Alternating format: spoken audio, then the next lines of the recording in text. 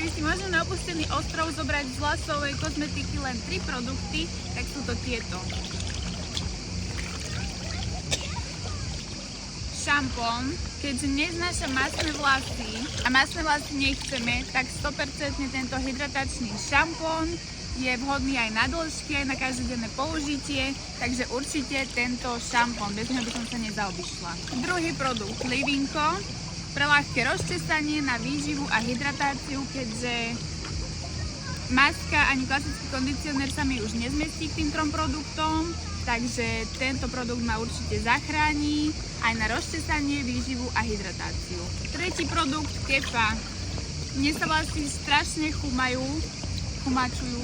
Mne sa vlasy strašne motajú a bez Kefy aby som sa nezaobišla ani pol dňa, takže 100% táto Kefa ľahko rozčeše a v kombinácii s Livinkom bez problémov. Počkaj, prečo ma to nedáva v kuse, aj keď sa odplavujem, tak mi to nejde.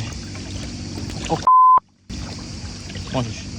Tieto 3 produkty odporúčam aj tebe, aj keď nie si na opustenom ostrove, ale keď ich raz vyskúšaš, tak ti garantujem, že sa už bez nich nezaobídeš. Ešte odchádza mi môj kameraman. Poď sem. Pozor, nie, že sa prevrátiš. Počkaj. Musím to tam nejako naspäť uložiť teraz.